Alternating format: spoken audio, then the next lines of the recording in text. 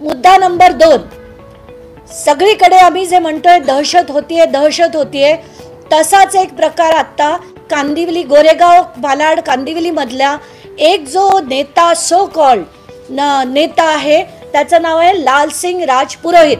त्याचं पण अशीच एक टोळी आहे, 20-22 माणसांची टोळी आहे असं मी ऐकलं. लोकांच्या घरं बळकावणं, ऑफिस बळकावणं, झोपड्या बळकावणं, जमिनी बळकावणं, ह्या व्यक्तीवर आणि त्यांच्या सहकाऱ्यांवर 20 ते 22 FIRs आहेत. आणि असे टोटल जर आपण केले त्यांच्या टोळीचे जवळजवळ 35 FIR त्या लोकांवर आहेत. त्याच्यापैकी आत्ता एक पीडित कुटुंब माझ्या बरोबर आहे. हे दोघं जण जे आहेत, मिस्टर पै आणि मिसेस पै. मिस्टर पैंचं काय झालं होतं, त्यांना एका हाताला पॅरालिसिसचा स्ट्रोक झाला होता. हॉस्पिटलमध्ये ॲडमिट करण्यात आलं. प्रचंड प्रमाणावर त्यांचा हॉस्पिटलमध्ये खर्च झाला. म्हणून त्यांचं एक छोटूसं दुकान होतं 245 स्क्वेअर फीटचं, जे त्यांनी विकायचं ठरवलं 2019 मध्ये. त्याच्यात त्यांनी जसं ठरवलं तसं आजूबाजूच्या लोकांना विचारलं किंमत किती आहे. 57 लाख आहे असं सांगण्यात आलं. एक व्यक्ती आला, मी ते 57 लाखाला घ्यायला तयार आहे असं सांगण्यात आलं. 5 लाख रुपये त्यांच्या मिसेस ज्यांच्या नावावर दुकान आहे त्यांना देण्यात आले 2019 मध्ये, आणि 90 दिवसात व्यवहार पूर्ण होणार होता.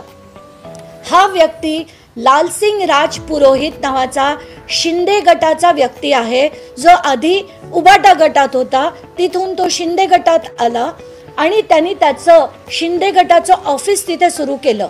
मागच्या आठवड्यापासून जेव्हा मी शिंदेंशी बोलले, मी एकनाथ शिंदेंना फोन केला की हा तुमच्या गटाचं ऑफिस आहे इकडे, हे अनधिकृतपणे त्यांनी घेतलेलं आहे, बळकावलेलं आहे या कुटुंबाकडनं. तेव्हा शिंदेनी स्वतःनी सत्यनारायणना पण फोन केला आणि DCPंना पण फोन केला की अशा माणसावर तात्काळ कारवाई करा, आणि ते कारवाई पण करा. आणि त्यांनी लालसिंग राजपुरोहितला पण सांगितलं की तू ते खाली कर, पण त्याची मिजाज बघा. 5 दिवस झाले त्यांनी ते खाली केलं नाही. शेवटी काल त्याला गुजरातवरनं पोलिसांनी अटक केली आहे.